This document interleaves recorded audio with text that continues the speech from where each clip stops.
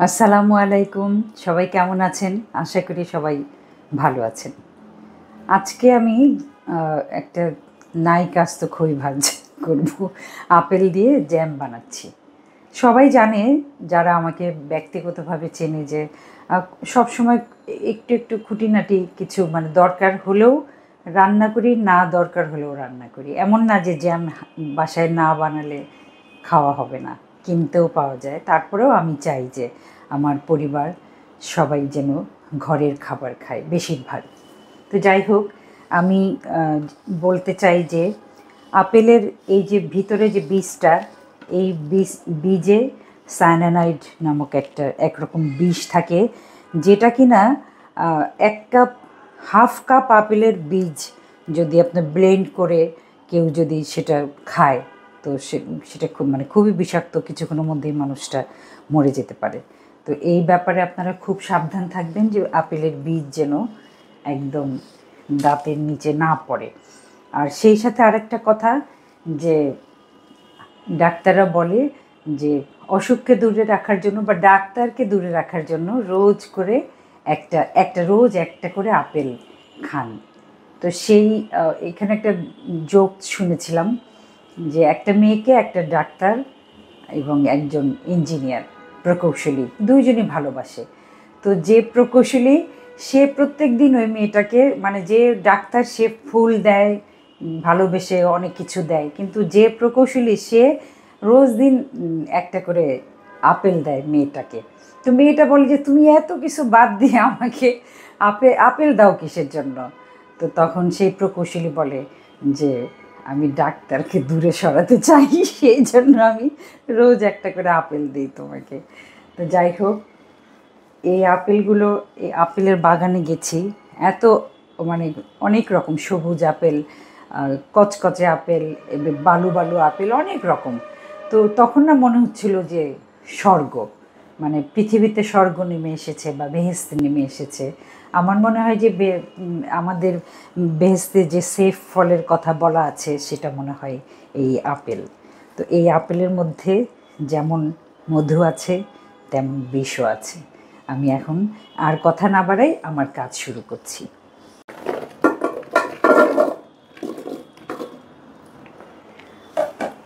Apple তো একটু কাটার সাথে সাথেই হয়ে যায়। চিনি দিচ্ছি।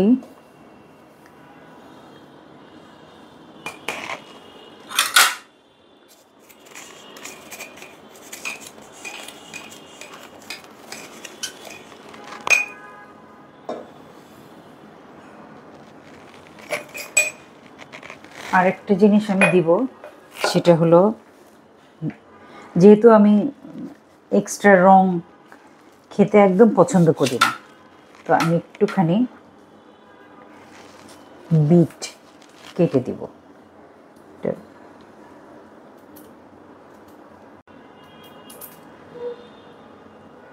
আমি জানি না এটাতে কতটুকু রং হবে, তারপরেও রং হলে হবে, না হলে না হবে, কিন্তু এক্সট্রা রং দিব না, খাবার রং ব্যবহার করব না।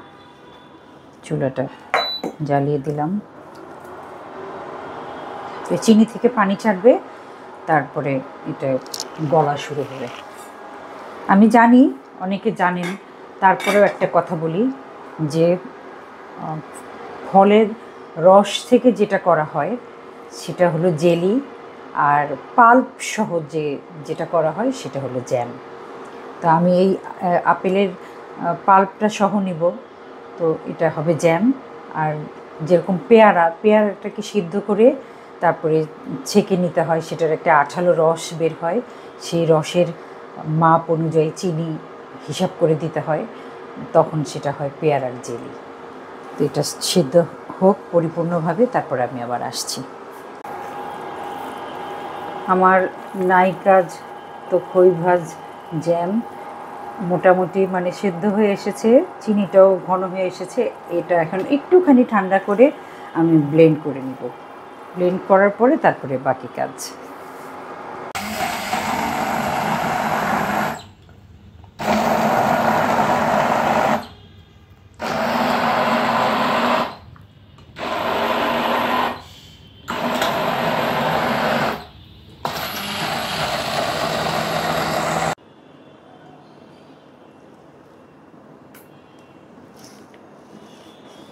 বাইরে ভাই, আজকে আমার নাইক আসতে খই ভাজ রোস্ট পোলাও রান্নার চেয়েও কঠিন মনে হচ্ছে।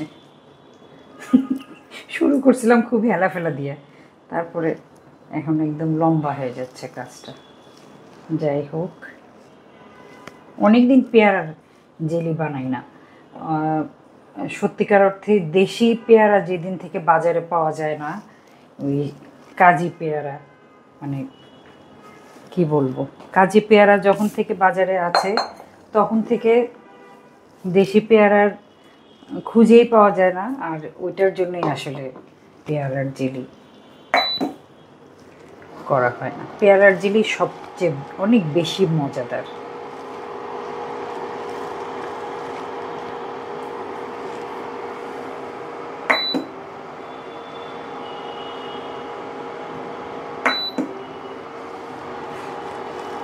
এটা আর কিচ্ছু না, এটা নাড়তে নাড়তে আর একটু ঘন হলে, অথবা আমি এখনই দিয়ে দেব লেবুর রস। এখানে প্রায় বড় পাতি লেবু, সেটার আড়াইটা লেবু এখানে রস করে রাখা হয়েছে। এটা আমি রসটা দিয়ে দিই।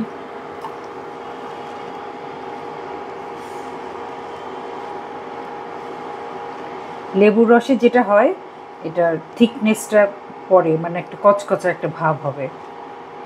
আর অবশ্যই স্বাদটা তো বাড়বেই, মানে একদম শুধু শুধু মিষ্টি তো, কারণ এর মধ্যে তো কোনো নুন দেই নাই, গরম মশলা দেই নাই। তো লেবুর জন্য একটা আলাদা একটা টেস্ট হবে। এখন শুধু জাল হবে। এটা যখন শেষ হবে তখন আমি আবার আসবো।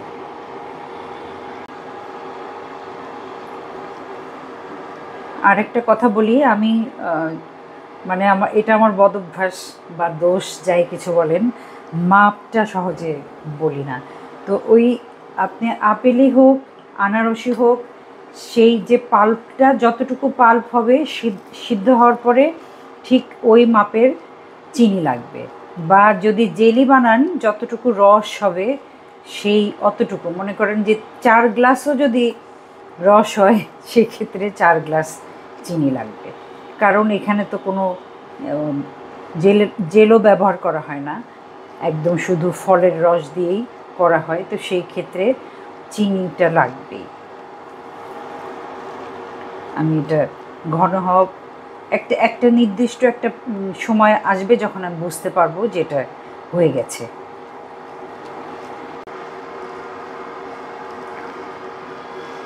আমার আপেলের জ্যামটা হয়ে গেছে। এটার ঘনত্বটা এরকম হবে। এটা যখন ঠান্ডা হবে তখন এটা আর একটু ঘন হয়ে আসবে, এবং লেবুর জন্য এটা একটা কচকচে ভাব এসে দাঁড়াবে। তো আমি এখন এটা ঠান্ডা হওয়ার জন্য কতক্ষণ নামিয়ে রাখবো, তারপরে বয়েমে ভরে আপনাদের দেখাবো। সত্যি সত্যি সবাইকে খাওয়াতে পারলে তো খাওয়াতামই। যারা রান্না করে তাদের প্রধান উদ্দেশ্য থাকে অন্যদের খাওয়ানো। তো অনেকে বলেন, ভালোবেসেই বলেন যে খাওয়াবেন না আপা, ইস যদি খাইতে পারতাম, কবে যে খাইতে পারবো। এই কথাগুলো শুনলে তখন আসলে আপনাদের সবাইকে আমি, মানে কাউকে নিজের ভাইয়ের মতো, কাউকে মানে চাচা মামাদের মতো, অথবা নিজের সন্তানের মতো, এরকমই আমার কাছে মনে হয়। এতটাই আপনারা আমার আপন।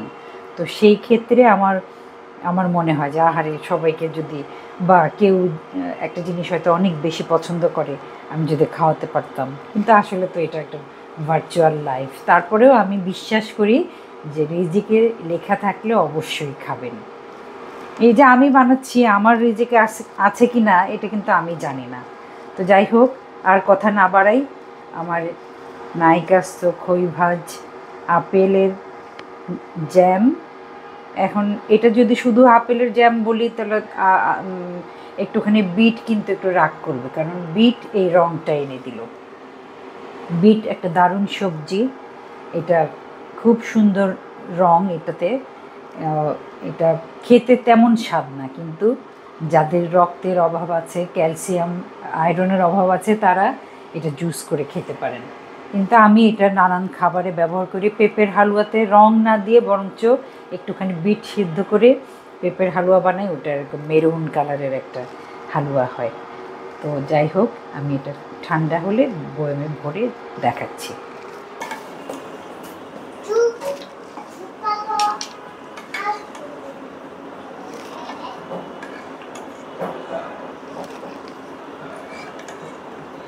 গেল আপেলের জ্যাম, অথবা এই রাত দুপুরে নাইকাস্ত খই ভাত জ্যাম।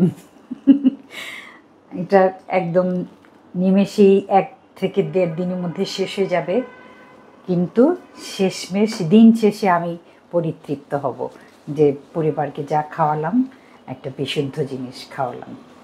তো যাই হোক, আবারও বলি, ঘরের খাবার খান, নিজে পরিতৃপ্ত হন এবং শান্তিতে থাকুন।